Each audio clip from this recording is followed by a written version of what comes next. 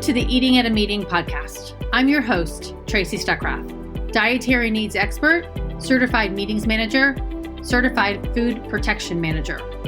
I have searched the globe to find people and businesses who are creating safe, sustainable, and inclusive food and beverage experiences for their employees, guests, and communities.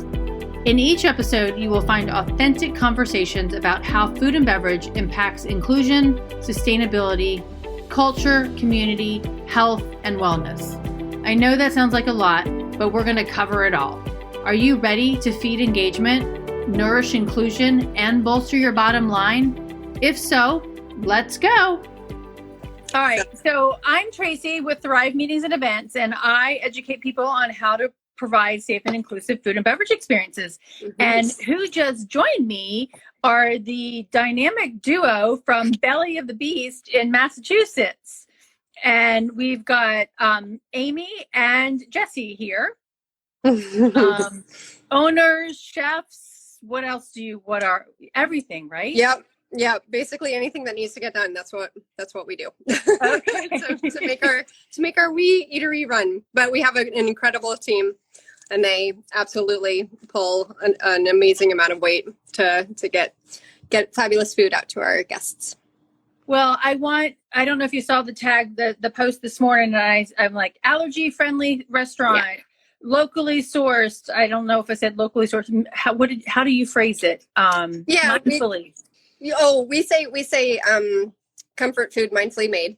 But we almost say like hyper locally sourced at this point because I don't know, because it's overused. It's hard to define. But we literally during the summer it's almost over 90%. During the winter it's well over 80% of all of our produce and provisions, all of our meat. We never get meat from anywhere other than a local farm that we've actually visited and work with the farmers and know that they're doing wonderful animal husbandry.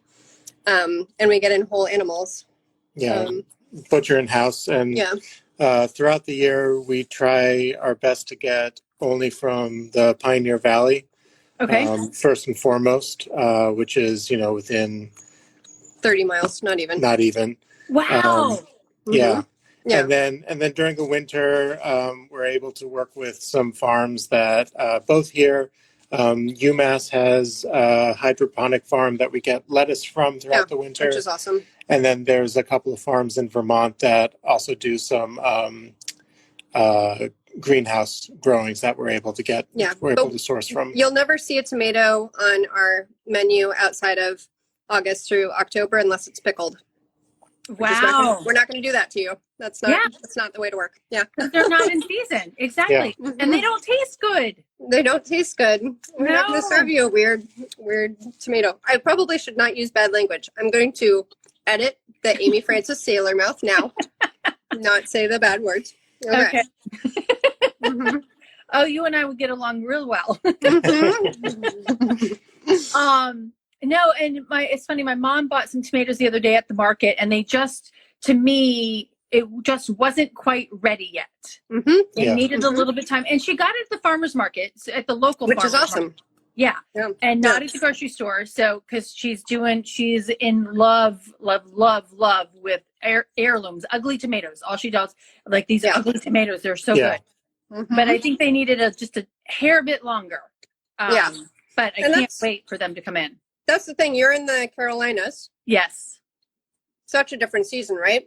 Yeah. So for us, right now we're just about to see, or we are just seeing the vegetables coming up for this year. But usually for us, it's the spring that's the hardest, from end of March till now. It's so hard to find anything fresh because and it feels like you should have things fresh. Although this year, I don't think we felt anything other than what's going on in the world. So, well, it's the time of year for us when like all the root vegetables from winter are no longer available, and none of the spring starts have actually blossomed into something. So it's kind of like a 6-week period of basically did we buy enough to like have it in our walk-in to then be able to put it together for like the root vegetables, but then it's also like, okay, well, we're going to go to our preserves and pull out like the pickled green tomatoes or all of those things that will get us through these 6 weeks. Yeah. That's awesome. And Taste of Healing just asked, would you use frozen produce out of season like blueberries? Not fruit, but other things we do. Not frozen. Yeah. We wouldn't get it. We don't get anything in frozen to the restaurant. At all? At all. Wow. We don't get anything, but we freeze things ourselves. Like we don't want people to think that because it's such a incredibly helpful preservative method. Right. So when we bring in whole animals, the way that we can process them to feed our community and not have waste and everything is by processing them and then freezing, sausage or, cuts of meat and that sort of thing. We freeze vegetables very rarely, and I don't feel like we ever freeze fruit. We always can. No, what we try to do is whenever there's an abundance of something, fruit or vegetables, we try to preserve it. So we either make preserves out of it, or a lot of times we'll just do like a very basic compote with in-season fruit. And can that. So we have that available year round. Same with the vegetables. Like we just finished ramp season. The last 2 weeks were really great with ramps. And so we made ramp pesto and we made a couple of we made a pickled ramps. And those are things that we're going to be able to go back to, through the rest of the summer, probably fall, we'll kind of go into them. But it's so funny. Nobody's ever asked us if we ever bring in anything frozen. And so I literally had to think about it. We don't. We never get anything frozen. Yeah. So everything comes to us fresh. We do purchase mustard. We do purchase ketchup. And then we do purchase like base vinegars that we use in things. But we don't, we literally, everything else is like whole and beautiful and lush. And we get in citrus, like we do work with things that are not local. It's just very, very limited. Right. Yeah. Well, yeah. Cause with lemons and limes, that's, kind of got to be, and oranges, that's kind of got to be a little bit hard being in the Boston area. Yeah. Yeah. But we have a wonderful, chef friend in Connecticut at Vintage, and he really sticks to I think he has yet to use citrus or nuts. He really he refuses to use that. So what he does, and it's something that we talked about before we opened, was do we want to do with lemongrass to get that flavor, or other herbs that kind of have that beautiful citrusy flavor that he relies on to get that. But thank God we have so much we set up this concept for ourselves, right? We built the trap we're in. So thank God we gave ourselves some outs, because how we've defined our concept is a whirlwind of a roller coaster to just manage. Yeah, basically. Anyway, but it's awesome. And so, go ahead.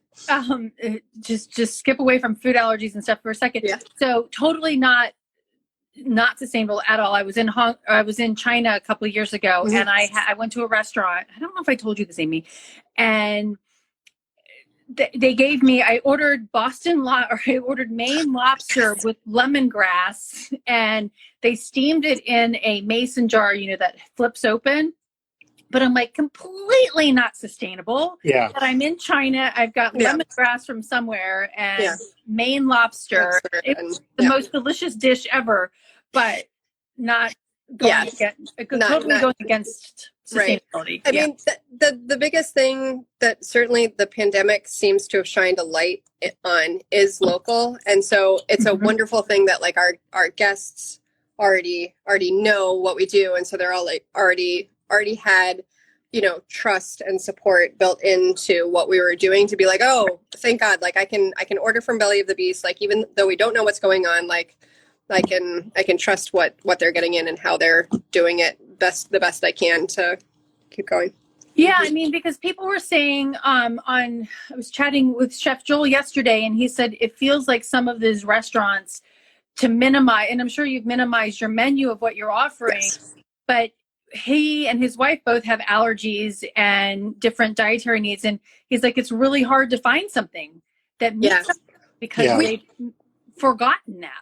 Yeah, no, we just had someone who actually, funny enough, I don't think was a regular of ours before this, reached out to us last two weeks ago, because we're doing our menu weekly. Okay. And say, hey, like, are you guys still doing allergy friendly? And I was like, to the best of our abilities, like, just let us know what you do. Like, right. We'll do our best. And was able to get a full, menu, full week's meal for what she was looking for. Like, we're still, all the we're still very sensitive to all the things that are going on, and really trying to build our menu around that. And then of course we have guests who are friends I'm like, oh, I'm not going to put mustard on that so that like I can serve it to someone who I know who's not able to eat mustard. Right. But yeah, so no, we're certainly still keeping that in mind, but I'm going to say that it is harder just because our menu is so limited, right? We've gone from serving 30 different things on our menu down to 10. It feels like maybe we served even more than that. Maybe it was like with all the variations, you could even say like we had 60 things on the menu and we've gone down to 20. But whatever degree that's dropped, it's it's considerable. It's significant. Yeah. And how are you guys doing? I mean, are you maintaining? It's on our best week so far, it's probably been about 65% of what a normal winter week would look like. Yeah. Okay. Which is not sustainable over a year with the bill. Like if thankfully our bank loan is deferred for 6 months. So that's not a year, but that's 6 months. And thankfully, we're talking with our landlords. We don't have like a built-in system yet for what our rent is going to look like. But we've very, very firmly planted our feet in the ground saying that we're not going to open our doors to the public until there's a vaccine or the equivalent. We just don't feel safe about doing that. Mm-hmm. So we're going to continue to do deliveries, and we may at some point transition to a order, pre-order curbside pickup type of thing. But it's not going to look anything like it did. Like I don't know how we would reach. We're certainly not going to reach like summer levels of what our sales would. I don't know how that would even happen just logistically. So how do we just like keep going? We just keep going. We just keep doing it. Yeah. I mean, I don't even want to call it a silver lining, but the things that are positive about what we're doing right now is that we're basically only in here with our crew 4 days a week. 4 days a week. 5 days some weeks, but so that's cutting down. We're seeing significant cuts on like our electric bills. Which is actually because we use a couple of very high drawing electric cooking machines up here. I'll be honest, our electric bill usually goes between $900 and $1,400 a month. Just electricity. Yeah. Between $900 and $1,400 a month for and April. we use 100% solar. Yeah, we do. So for April, our electricity bill was $340. Okay. So, I mean, but that doesn't, I mean, I'm also like, I'll talk about other numbers. For April, like our April sales was just under $14,000. Okay. April 2019 was just under $40,000. Like that just doesn't, that doesn't equate. No, it doesn't equate. Yeah. So again, like, I mean, like we're paying our staff, we thankfully like can just live for a good amount of time without having to worry about much. It's really about like, how do we pay rent? Also, how do we pay our bank loan when and if we have to pay that during this time? Like, how do we get through this time to get to the other side to do it? But we're very transparent. We're very transparent with our staff. We're very transparent with our guests and anyone who wants to know about like how we're doing. Like we're just gonna keep we're just scrappy. We're going to keep doing it.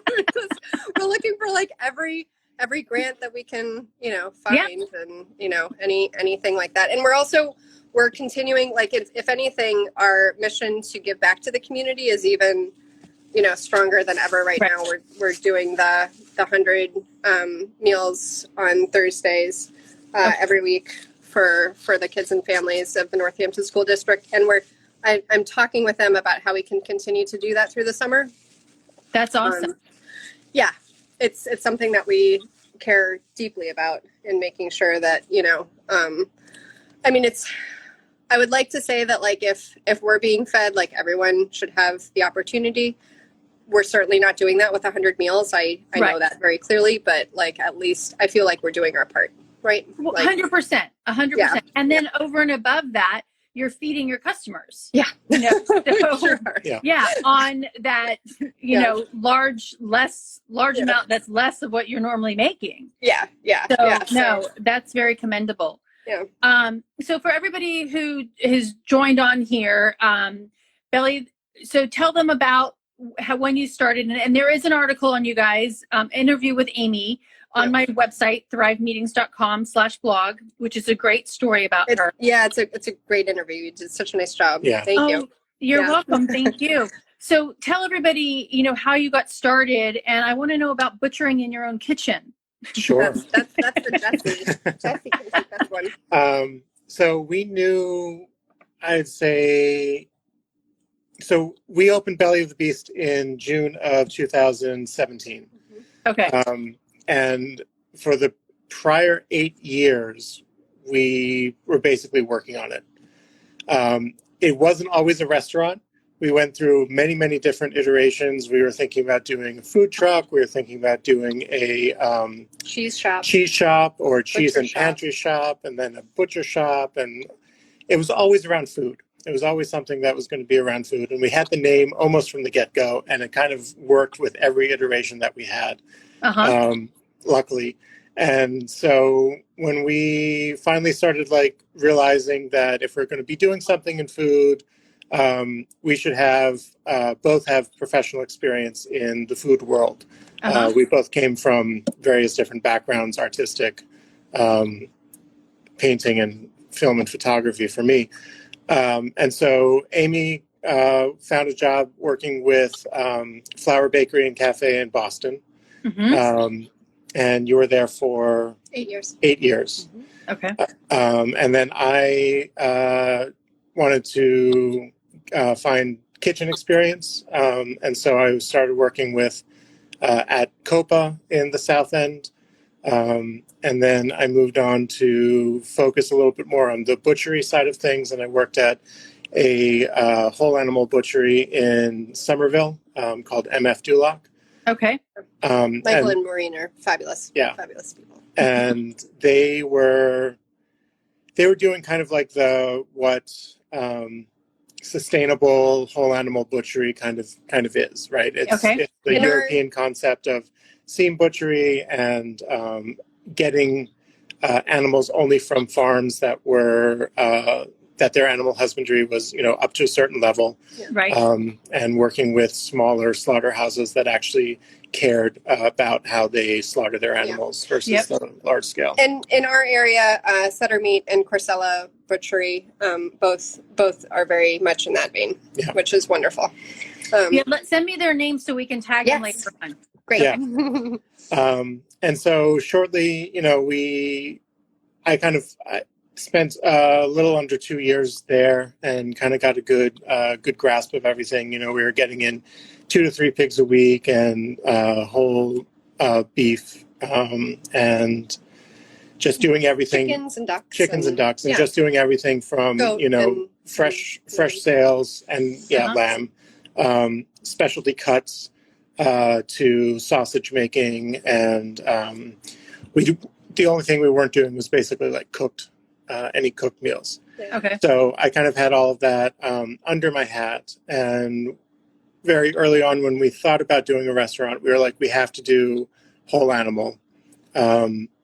Which everyone thought was crazy. I mean, literally everyone, even Mike and Maureen, I love them to death, but I mean, I'm sure Mike will admit, he's like, yeah, that's like, why would you go about that? Like, why would you do stuff from scratch? We don't make two of our very important bread loaves for our sandwiches. Okay. We did make from scratch for a year and a half for various reasons. That was I hope we never have to do that again. Like, thank God we have Brian at Rise Above making our bread. But that's like one of the very small things that like we don't do in-house from scratch too. Right. But we worked with him from the very beginning on actually getting the recipes for us specifically for the bread. So it's not like we are buying from a supermarket. It's, something that we worked with him to develop the recipe on. And then he started making it when he was the head baker at Tart Bakery. And then when he left, like, we had to take it on while he was developing his own bakery. And then when he reopened, he was able to you took that off take it back off. Yeah. But to go back, so after Jesse, moved on from MF Duloc, and so we're in our tiny apartment in Cambridge, and he's like, oh, you know what? We should probably like buy like it was just half a pig, right? We should probably buy like half a pig and like a freezer, and like, let's do some recipe testing at home. I'm like, okay, babe, like whatever you need to do. Yeah. That's fine. So you brought it into your house and did it in your house? Yeah. Oh my God. Yeah. Up a flight of stairs. It was great. Yeah. Oh my goodness. Totally nuts. So we were doing recipe testing at our home. We were making, a few different types of bacon and scrapple and you kind did of the Perel pulled pork. I feel like you did the pulled pork. And anyway. we were kind of developing an idea for what we wanted to do, how we wanted to approach things. And luckily at that time, we had a couple of friends who had just started a business in the manufacturing sector. And they were asking us if we would be able to make them food on a fairly regular basis, like lunches. And she has a lot of different allergies, which is one of the main reasons why it was difficult for her to eat out. Right. She couldn't order in pizza or order in something easy from a local. She's gluten-free, dairy-free, nightshades, nuts, eggs, corn. It's easier to list the things that she can eat than the things that she my friend too, or different? No, different friend. Yeah, not that. Yeah, Jamie Lynn. Yeah, and she's so dear to our hearts. And so as we're recipe testing and building the menu, we literally were like, okay, if Jamie Lynn walks into our eatery, we want to make sure that it's like super easy for her to order at least like 3 to 4 things off the menu, right? There should be 3 to 4 things for anyone to just come in, like, unless you just don't like food, something. Right. Anyway, so, and the one thing that we didn't like, it took us a good 6 months to our first year to like realize is alliums.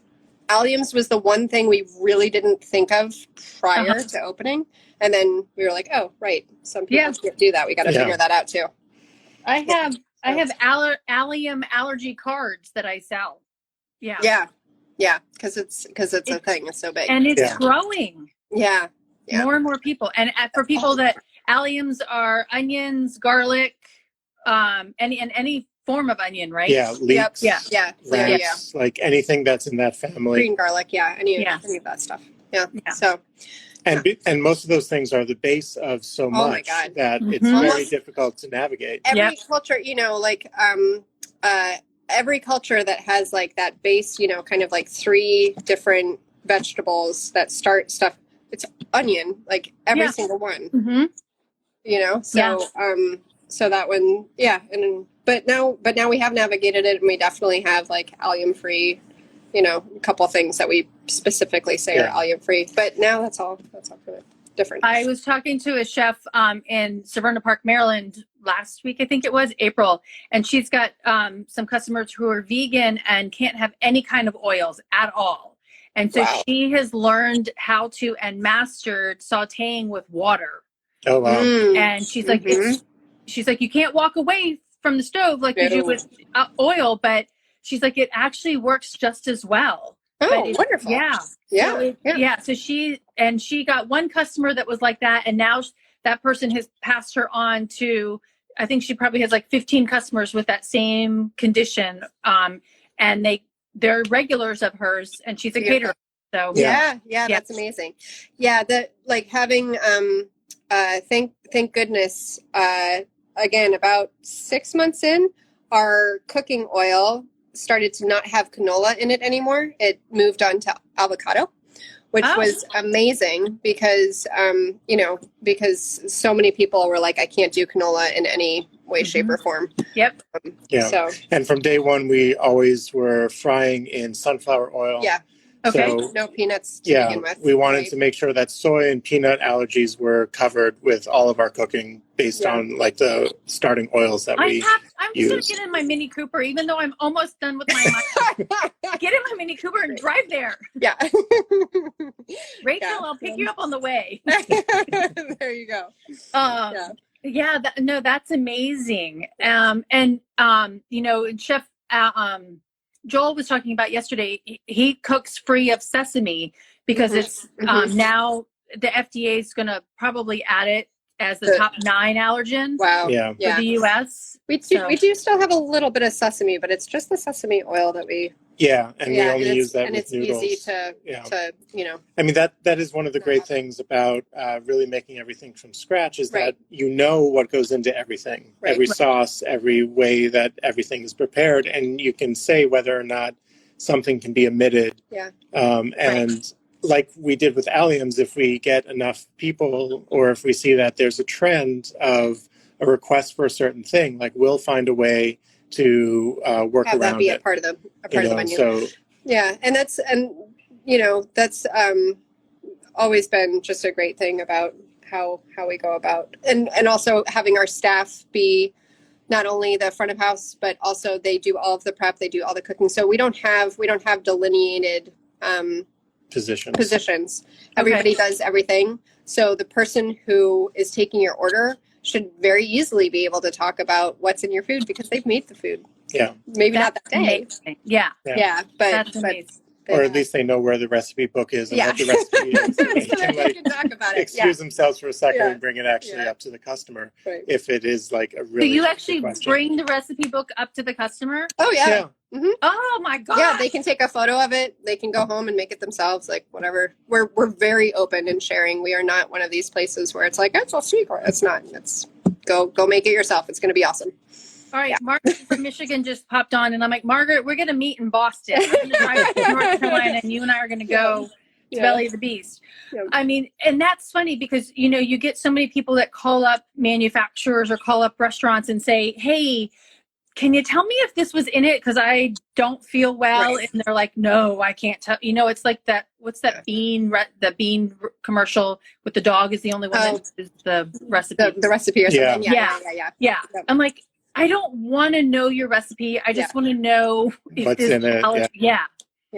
And I mean, that's another reason why we were like, we want to pare down what we bring in, because even though something can not have an ingredient in the ingredient list, like you don't know. We were working with this one particular type of noodle that was a mung bean noodle. Basically, the ingredients were mung beans. That's it. The ingredients are mung beans, cornstarch, water, and salt. That's what's listed. But we have celiac guests who are loyal guests who love it and eat it and don't have a problem. But we had 3 or 4 people in like an 8-month period, and we were able to track it back to the noodles. And so now we're like, we're not calling these gluten-free. If you're celiac, you probably should stay away from. Again, it's one of the very few things that we don't make in house. And we've toyed with being like, are we going to start making noodles? And we're like, no, we're not going to. Yeah, before this all came down, we were actually talking with somebody in town who owns a Italian place, and we were like, would you be able to make gluten-free noodles for us? And that's probably another discussion that we'll pick up a couple of years from now. But people do love those noodles, so we still we're still selling them. But. Yeah, and they're basically soba noodles, and those are the most difficult ones to find. Gotcha. That are gluten free. Yeah. Like there's no rice soba noodle. There you can get rice udon noodles, you can get rice glassine noodles. It's just like the soba specifically, the texture and the flavor and everything is just not reproducible with rice. Yeah. Gotcha. That's so cool. The one I'm eating at home now is Banza, a brand made out of chickpeas. Oh, cool. Yeah. I don't really care for their rice. They made a rice version of it. I don't really care for that, but their pasta to me is really good. Cool. And it's an additional protein when you're eating. So yeah. Very good. So it's Food Allergy Awareness Month. And so I've got a bunch of people on here that are, food allergic or have different dietary restrictions. What do you tell, chefs who don't do this well or don't want to get into it? I mean, you had a personal friend that you wanted to do it for, but how is it in... So it's so great that you bring this up, because immediately my mind jumps back to, we do these collaborative pop-up dinners, or we did, and we will again. And we did one 2 Augusts ago, and one of the people who was doing it was doing this beautiful clam,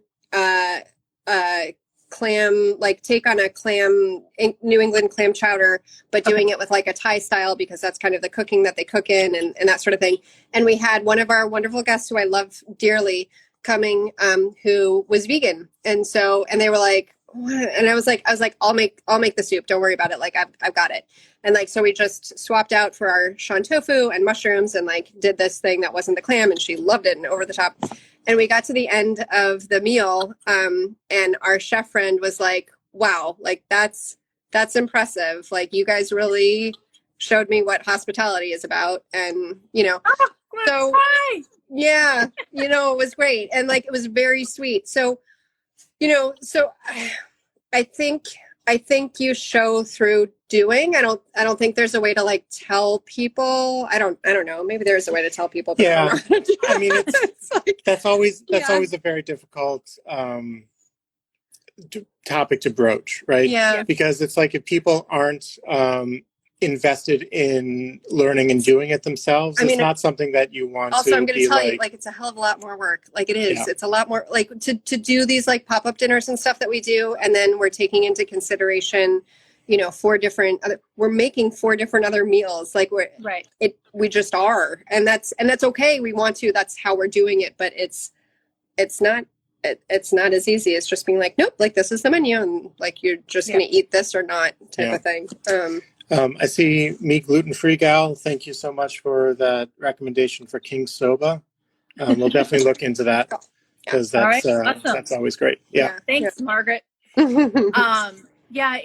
Well, and I don't know if I told you, there was a hotel in Florida that had 3 vegan guests for 2 days, or 2 vegan guests for 3 days.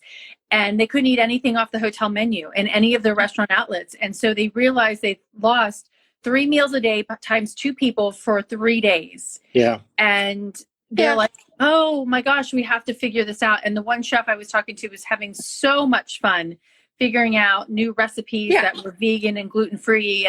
But it does take time. And that's why I rely on you guys and recipes that I find online to make this stuff. So, because, it's challenging to find the right mixture. Yeah, it is. It definitely is. But I think, more and more places are needing to do it. Yeah. The example that you just, gave being a very primary one. And with so many allergies on the rise, it is an adventure. Right. I think people need to look at it like that rather than being a burden. Right. Because one of the first things that we tell all of our employees when they come on is that it doesn't matter if it's a preference or an allergy. We want to treat everybody the same. A lot of people come in. We treat everything as if it's an allergy because that's the easiest way to go about it. And, and there are times when, if something gets made accidentally or something touches something else, like we will approach the guest and find out if, how we should proceed. But if you're not taking things seriously, my sailor mouth was about to come out. Yeah. Anyway, you're not doing it right. You're not doing it right. Yeah. I've had so many experiences where like I have certain preferences. For instance, I don't like tomatoes when they're not in season, right? So there are times, and that's probably not the best example, but there are times when I would go eat out and, ask for something to be taken off, or, say that, and the response would be like, well, is it a preference or is it an allergy? And I say it's a preference. And they're like, oh, well, we can't do that. And it's like, well, then how would you respond if it's an allergy? I don't understand. Yeah. Right. Yeah. Yeah. So I had one chef at a restaurant tell me, well, no, I can't give you a hamburger without a bun on it because it messes up my line. I'm like, save yourself the $5-10 you paid for that burger bun. Cause and he's like, no, it just messes it up. And I'm like, you gotta be kidding me. And I asked for my salad dressing on the side and the waitress had to get permission. And I'm like, no, that is not hospitable. Yeah. And I know you're a chef and you own this restaurant, but I mean, you're not like a bakery that's baking stuff and I'm asking you to make a gluten-free dish, know? Right. Yeah. It's, I can understand like places where the volume and like whatever else, I mean, we're in the weeds and like something will come up and it's like so many different variations for whatever. And it'll be like, oh, like everything kind of has to stop. But you know what? So then everything stops, like, and people are going to finally get their food and they're going to be so happy. And like, that's what you're looking for, right? Yeah. Like you're. At the end of the day, it's going to be an extra 5 minutes for people's food that's behind that, and that's not the big deal. No. As long as like you're transparent with them and as long as your crew understands that is a necessity and like what has to happen, then like everybody's looking at it from the point of view of like, oh, we need to make sure that like this surface is wiped down and we use something in between the surface and what we're making to make sure that there is no cross contamination. You guys are a dream. You are literally a dream come true.